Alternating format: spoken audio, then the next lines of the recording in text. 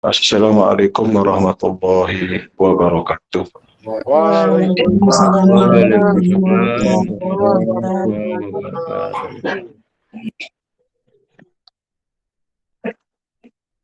wabarakatuh. Bismillahirrahmanirrahim.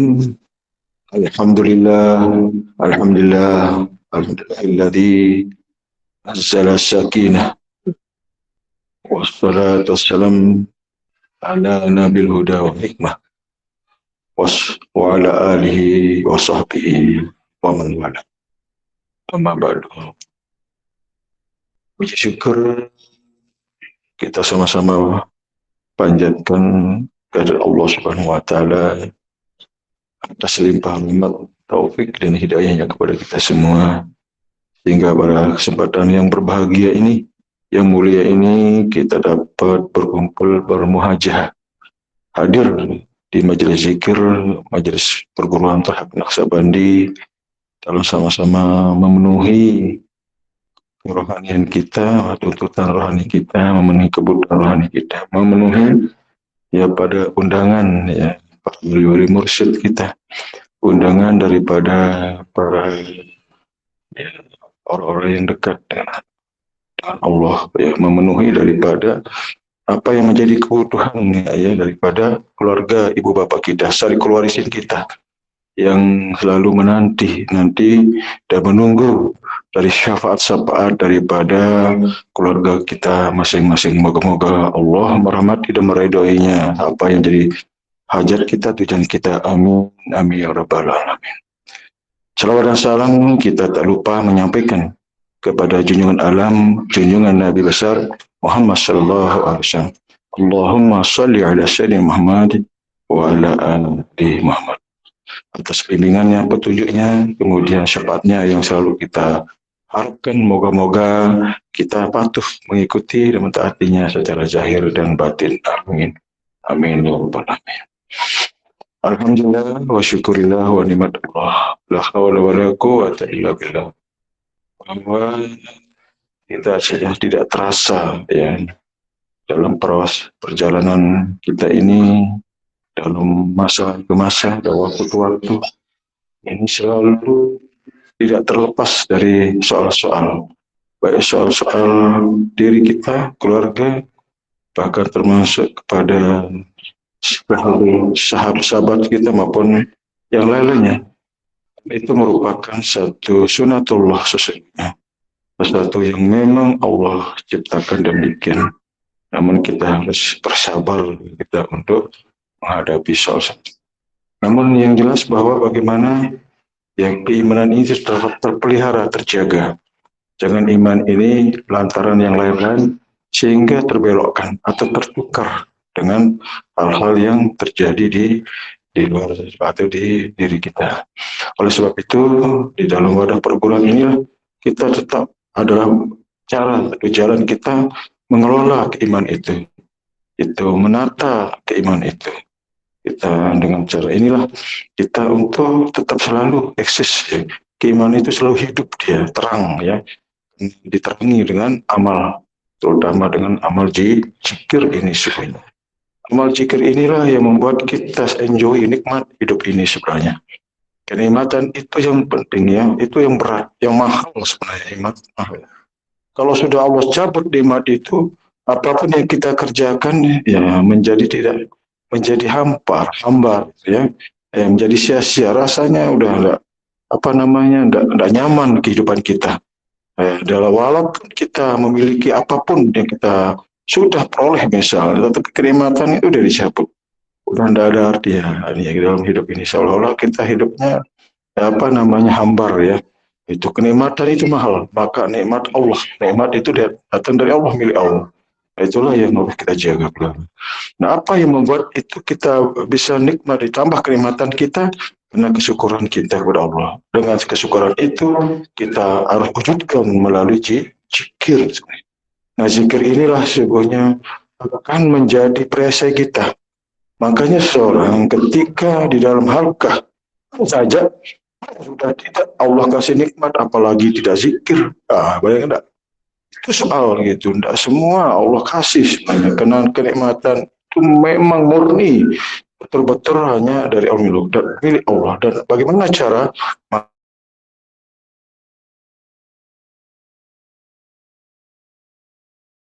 milik-milik yang ada di diri kita yang akan menghalang kita memperoleh nikmat itu. Ada misal aja sifat-sifat kesombongan, misalnya ada keangkuhan, misal ada rasa hebat dan sebagainya. Semuanya itu sebagai penghalang ya. Itu tapi masih mendingan kalau masih ada pengertian, ada sesuatu yang kita kejar tetapi masih belum tercapai kan begitu misalnya. Tapi kalau itu sudah tidak ada sama sekali loh, sangat berbahaya, saya sangat sebenarnya. Nah itulah akan menjadi jiwa kita terkatung-katung ya, jiwa kita akan jadi gelisah, ya jiwa kita tidak akan pernah tenang. Mau ke Allah, Allah menolak kita. Mau ke Nabi, Nabi tidak menerima kita. Mau kemana lagi kan begitu istilahnya. Kita mencintai Allah dan Rasul, dan mencintai daripada orang-orang yang mencintai Allah dan Rasul. Itu sesungguhnya yang harus kita ikuti dan patuhi. Dan itu harus kita jadikan sebagai pertemanan yang sebaik-baik pertemanan. Itu sehingga kita akan memperoleh ya suasana itu ya. Ya paling tidak bahwa kita ada yang menasihati, ada yang mengingatkan. Itulah makanya kita ya diminta oleh Allah ya supaya kita bersahabat orang-orang yang soleh, orang-orang yang bisa mengingatkan kita supaya kita ingat kepada Allah. Itu sebabnya kita membangun halqa-halqa dari hari ke hari.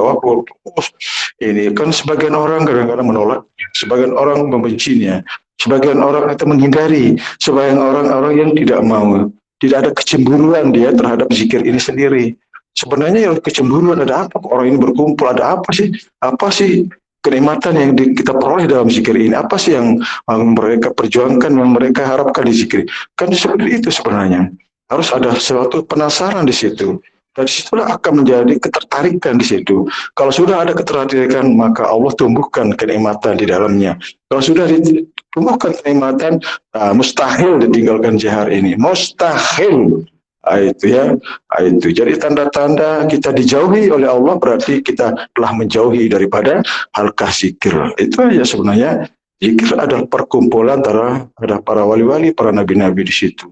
Tiada satu kaum seraya berzikir kepada aku, melainkan Allah akan mengikuti kepada orang-orang berzikir itu dengan satu karena ketentraman, bahkan Allah atau mengaguminya orang-orang yang berzikir kepada Allah. Itu luar biasa sebenarnya.